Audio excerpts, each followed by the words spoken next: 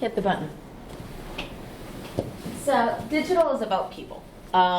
Being human, all of this has been an ongoing theme, obviously, throughout this entire weekend or the entire day. And that is beautiful and wonderful, and I love that we are celebrating all of the ways we are different and unique. That said, I think that we're constantly bombarded. And I just have other ways of looking at it. I've learned a lot. We've touched on a lot of these topics in other sessions today. And I'm just offering another perspective about that. Come on. Yeah, this isn't working. Well, I guess I'm going to do the old-fashioned way. So the first thing I've got to admit is I'm going to be kind of a hypocrite. You see, 2 days before this session was accepted, all right, flashback. Last year, I gave a talk a few different places about client relationships and how to bridge them, and when they start falling apart, how to make them better. And then I was like, got a lot of questions after about what about taking care of your team, yourself, your this. So I'm like, well, I can write a talk about that. Flash forward, and 2 days before my session was accepted, I found myself completely stressed out. I'm not a big crier. I was in tears. I was beside myself. And then I got the thing of, you're going to get to talk about how to do this. And I'm like, well, darn it. Okay, let's do this. So being me, I decided to do some homework. And I read a lot of books out there, or listened to a lot of books out there. Why is this important? How do businesses or people manage themselves so that they can take in all of this information and really take care of themselves and their teams and really just make the digital workplace a healthier place? And all those books came back down to the same darn thing any flight attendant is going to tell you when you first get on the plane is you've got to put the airbag on yourself first. Otherwise, you're going to be passed out cold, and someone next to you who needs you isn't going to get the help they need. So with that, we're going to talk a little bit about self-care in this space. Wow, what did I do? Okay, well, that was fun. We're going to talk about setting limits and boundaries, being honest with yourself about your capabilities, and about the need for change. I'm going to try this again too. With that, this is not the agenda, so to speak, but these are the themes of what we're talking about. No, really not going to work. So who am I? 10-second intro. My name is DonnaBungard. I have alphabet soup because I keep loving to learn, loving to explore new things, new thoughts about people and how they perceive the world, whether it be as a PM, an accessibility expert, a content strategist.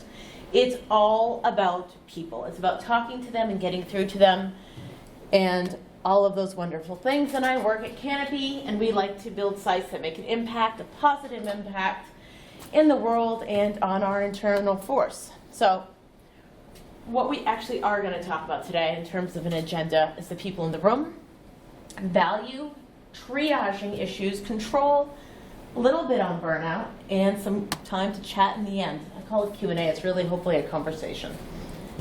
So the people in the room. Typically at these conferences, maybe not necessarily this room, but in general, we have people in the room. Anyone who knows me knows I love old movies, 50s, old jazz, 40s jazz, the whole 9 yards. So we've got this perfect people in the room, right? And this persona is a super mom. She works more than 40 hours a week. She does the dishes. She takes care of the kids. She gets this. She does that. She is balancing it all, and she's all on Pinterest, and she's doing these beautiful, wonderful things, and she's going all the time. And you've got your super dads. Man, do I admire you guys. Every guy who has a family, some point in a certain age group, it seems, gets into this I'm a super provider mode. And they have to work these crazy hours and have to take care of the house and have to do these things. And they get all these pressures that they pulled upon themselves and these ideas of what it is to be successful and these perceptions. And then we have the super friends. Maybe they don't have the family yet, or maybe their children are grown. And they have time to do extra. And everybody thinks they have all this extra time. So they keep pushing stuff at them and have these expectations And really, yeah, those people don't exist. We're tired, every damn one of us. We're out there, we're working, we're doing our best to juggle it all. And then when you push yourself all the time, this is really what it looks like. It's not a beautiful unicorn. You're hollowed, you're tired. So we have to get the airbags on ourselves.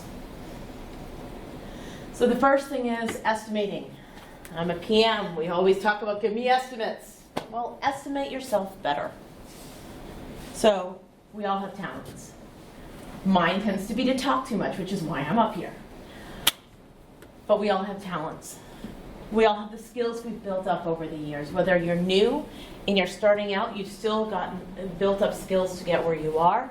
If you've been at it a while, well, you've got a bunch of baggage with you, and most of those are skills. Integrity, honesty, and transparency. It builds trust. Without trust, none of the other relationships matter, whether they be professional or not. And vulnerability is a value of yours. Your ability to be vulnerable. In one of the earlier sessions, they were talking about, there was a beautiful session earlier. They were talking about how people would share stories with them, and they necessarily wouldn't feel they wouldn't necessarily feel that it was necessary for them to share their own stories. And that is a beautiful way of looking at it. That is different from my experience. I am very extroverted in most situations. And when I am being very extroverted, I found for me that being vulnerable, showing a little bit of myself, I'm not saying deep personal, I'm not necessarily shoving out all the baggage on a business call, but by showing up and showing that little bit of my extra, fragile humanity, people will talk to me more too. It's a trust building, it's a bridge gap. It's a piece of that. And being vulnerable and knowing that you can't control that situation, but you're showing up and you're doing the work and you're making yourself available for your peers, for your friends, and by sharing who you are, you're being very courageous. I kind of did that. So that was Brene Brown. But you know what? Buddha was saying the same thing. None of these concepts are new. None of these thoughts, the needs, the stresses, they're not new. We're just taking them in faster. All of these people need to take a look at yourself. So I call this a SWOT analysis. And we're all accustomed to SWOT analysis: strengths, weaknesses, opportunities, and threats. Well, if you're feeling threatened in a workplace, I believe we discussed that at the keynote, look around for a new one. You don't want to, no. Well, instead, what we've got are strengths, weaknesses, opportunities, and obstacles. You can overcome obstacles, or you can walk around them, or you can just walk in the other direction of them. But they're not threats. You're not being threatened. So strengths, weaknesses, opportunities, I think we figured all of those out. The obstacles are maybe on a daily basis. Maybe in your career path you see an obstacle. Maybe on a project. On a project I'm on, I really want to beef up my GA skills again. That is so hard for me. This is not how my brain works. I have GA skills, but I'm talking about the advanced stuff. I am talking the data side, the really cool stuff. That's an obstacle for me right now for something I want to accomplish. So yeah, Thursday night I was sitting in my hotel room watching the videos again, looking through stuff. I know how to get over that obstacle because I've identified it. So, triaging a situation. Things get stressful, things are coming at you. I don't know what anybody else's computer looks like, but these are some of the things that I'm seeing regularly. The constant influx of information. On Slack, we have a thing about red dot syndrome. Don't get caught up in red dot syndrome. Put on do not disturb. Go ahead and shut down some of those notifications. Something important to keep in mind with all of this, because we have such instant communication. Something my husband actually likes to say to me is instant message does not guarantee instant response, nor should other people expect it, nor should you. We don't necessarily have to respond to everything, nor do we have to do it immediately. Yes, there's some people that are in the crunch time. There's always exceptions. But for the most part, every day does not have to be bombarded. You don't have to feel like that. These tools are supposed to make communication easier, not make it feel like we're the kid. We've all seen the comedy, right? Where some, 30-minute comedy on a Thursday night or something, family comedy, where you have usually an underweight boy or underweight girl playing dodgeball, and they realize they're horrifyingly the only one without a ball in their hand. Every 80s or 90s movie or TV show would have that scene, I swear. That's what it can feel like when you don't set up some boundaries. You're going to have to decide what's happening. But let's think of a day like this. Let's think where everything is coming at you. You're not getting it all done. There's no way. Everybody's slacking you. Everybody's on fire. Everything's a mess. These days happen. And usually it's really easy because everyone can tell you about it instantly. And at the end of that day, not everyone got the answer they wanted. And those who didn't get the answer they wanted, or those you did answer, didn't necessarily like it, did not feel good. And here you are trying to make everybody happy. You've skipped lunch. Maybe you're eating some popcorn or nuts at your desk. You're sucking down coffee that was made at 6 a.m. and is cold and a little bit heavy on the bottom from being nasty. And you're barely getting out for bio breaks because, oh my gosh, it's all hitting it. The solid waste is hitting the air distribution device at top speed. Here you are. Really picture this day in your head. It did not ruin your life. I am really excited. I heard in the session about burnout, I heard about this book called Zebras Don't Get Ulcers. And the idea is that once the situation is done, it's done, and humans let it build.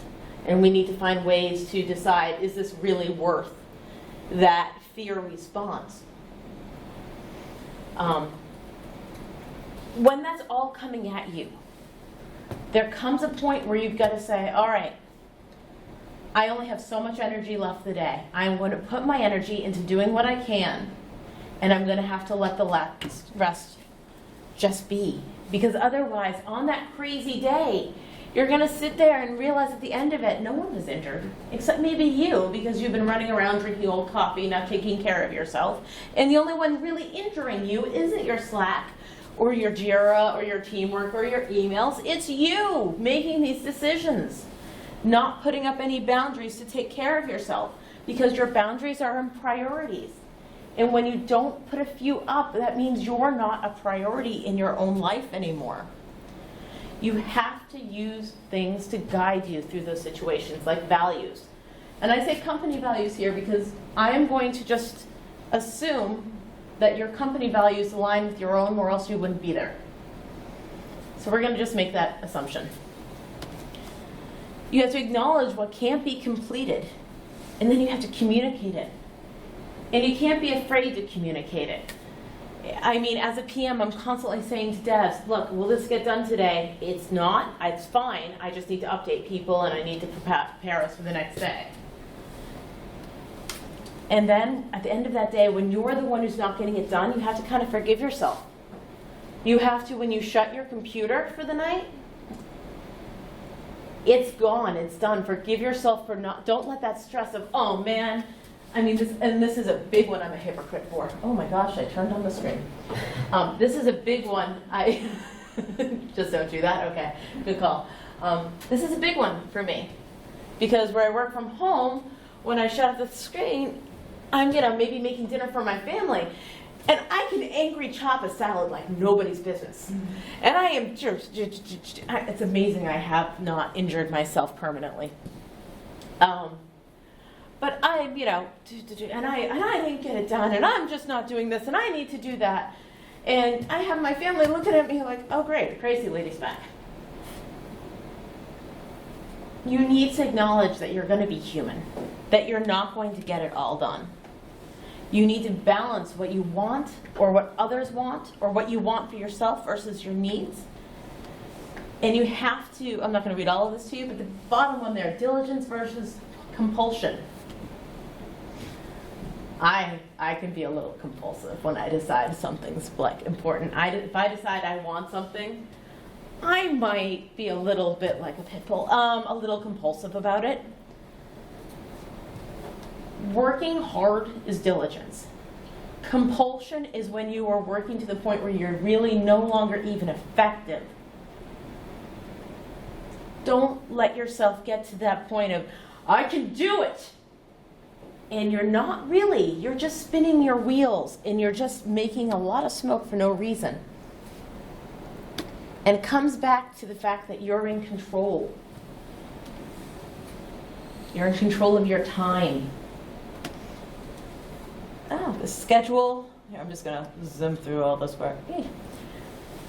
No one else really controls your time. No one else really controls your schedule or your calendar. Yes, we have Google Calendars, and people can put meetings on there. It's not actually they're in control of this.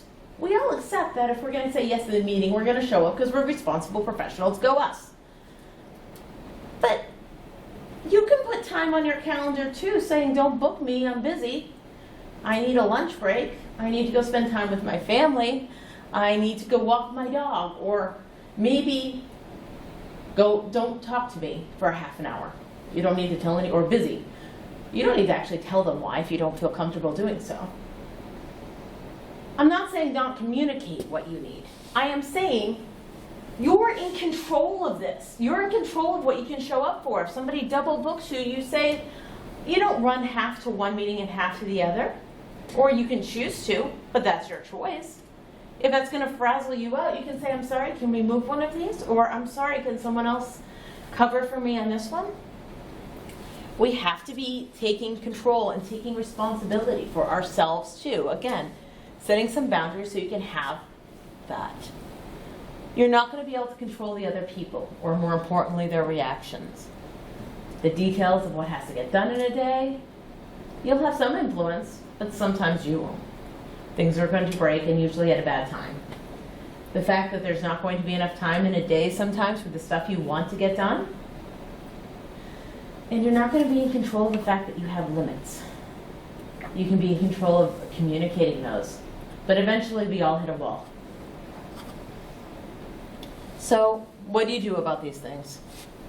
The big one is asking for help. It's about talking, it's about communicating, it's about relying on other people. And it's not necessarily about being the one everyone comes to.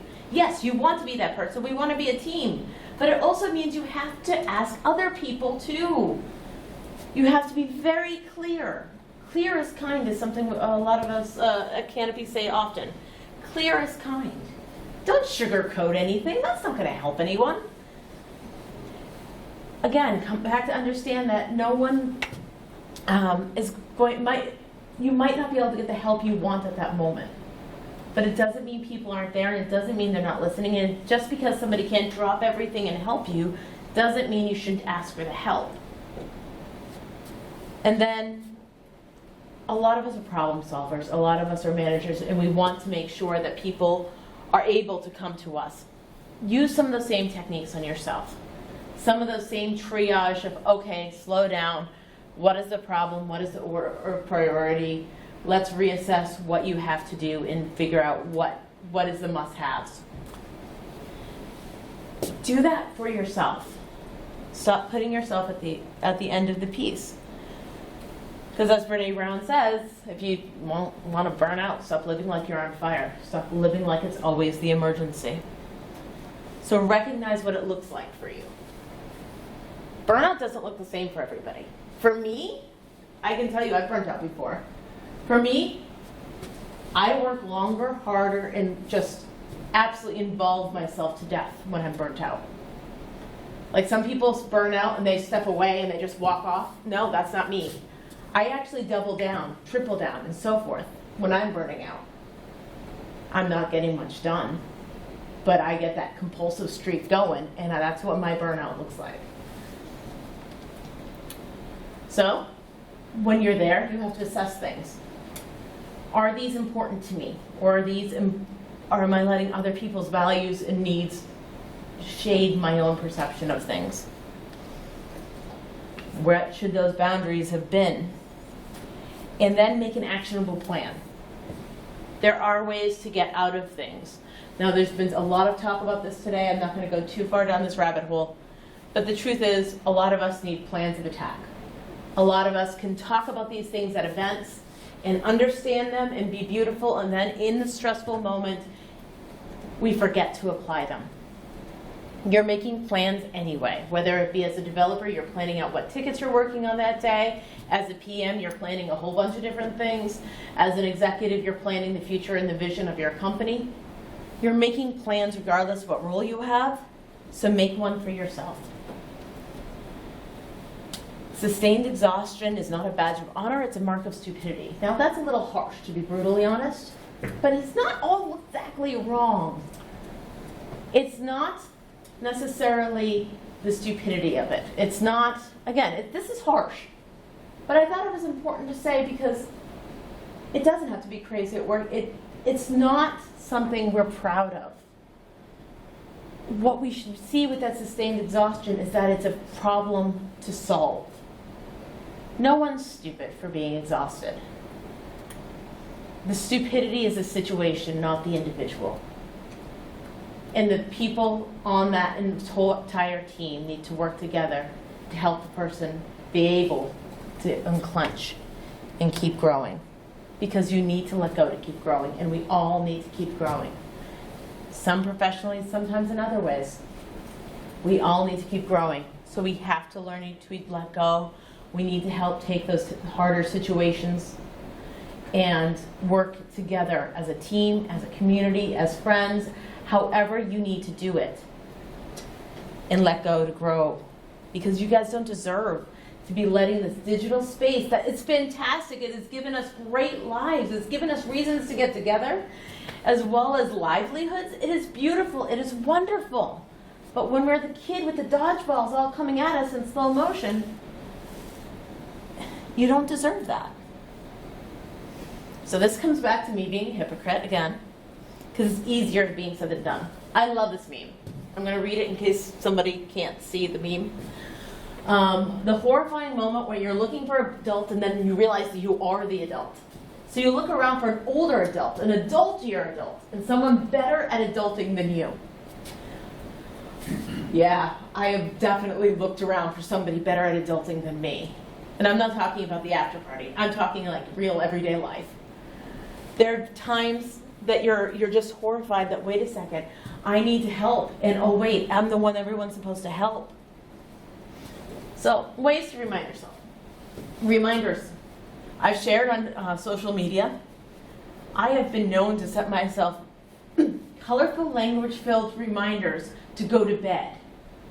I actually have, and I've taken screenshots and shared them, my phone, especially if there's something around where I know that, other people won't remind me, because I'll get caught up in stuff, I'll be doing things. I have my phone and therefore my Fitbit yelling at me to go to bed. It sounds dumb. I have been known to Slack others. Go, have you eaten lunch yet? If you're one of, I never forget to eat, but if you're one of those people who forget to eat, set a reminder for it. We have technology yelling at us all the time anyway. If you need help to help yourself, use this to help you too. It's great. Get into a routine. And if that routine includes time that you need during the workday, put that on your calendar as sacred, as saying, do not book me. Some of us, a lot of us, probably have hours of back-to-back meetings. It happens. It's life. We're all busy. It's fantastic we're all busy. But we sometimes need to build our routines, and if that means putting some sacred time on your calendar. Unplug. Oh my gosh, unplug. We're all connected. Leave the Fitbit on the shelf. Put the sound on your phone so you can hear if someone actually does call, because, supposedly that's what these are for, right?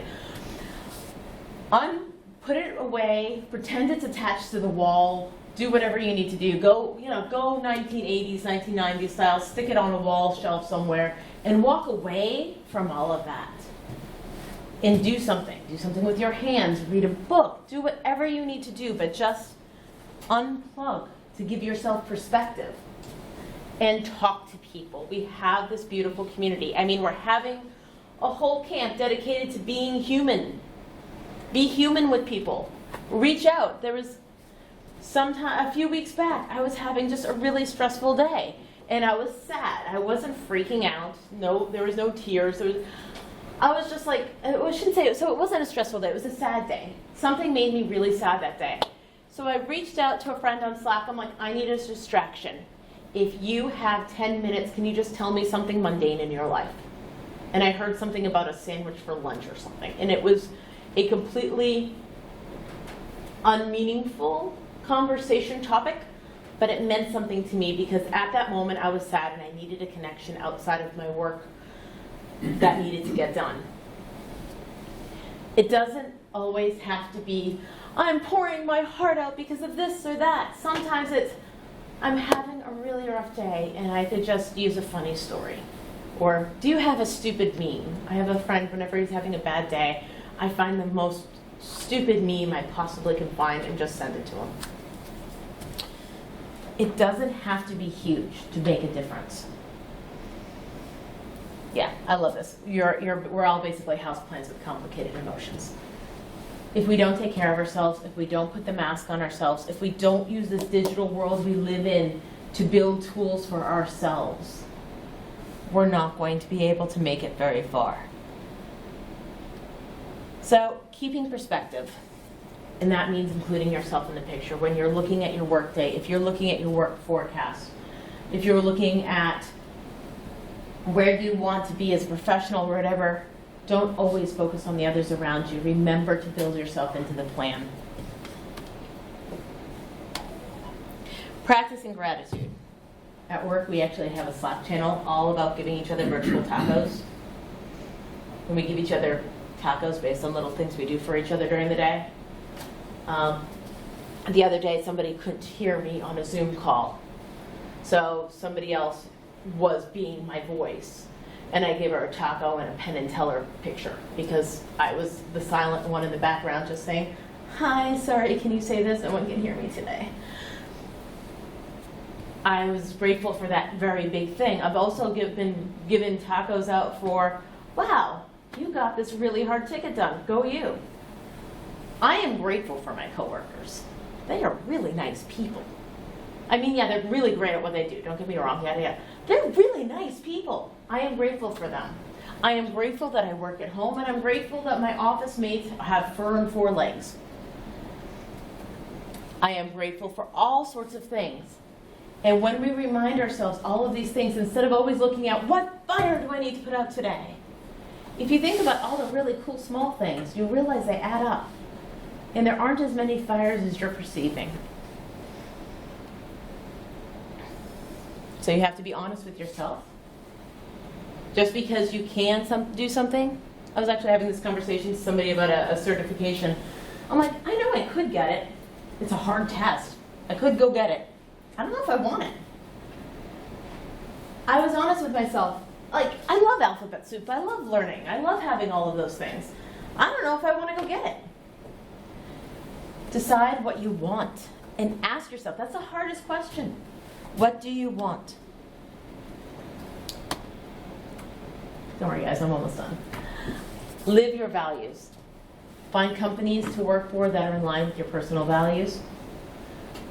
Try to live them in your work. I am very big into honesty and transparency. I am very big into just putting it all out there and seeing where we can improve things. I am very big into all sorts of things of that nature. Trust is a huge value of mine.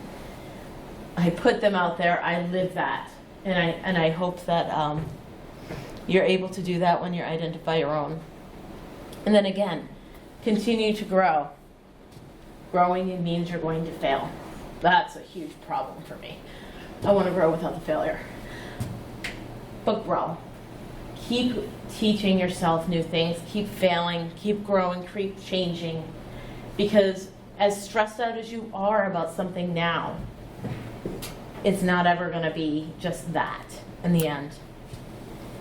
So, as I said, I really should have just titled this Conversation. Is there, other than me trashing the place around me, talking with my hands, is there any conversation piece that we should have? Is there anything anybody has questions or thoughts they'd like to share?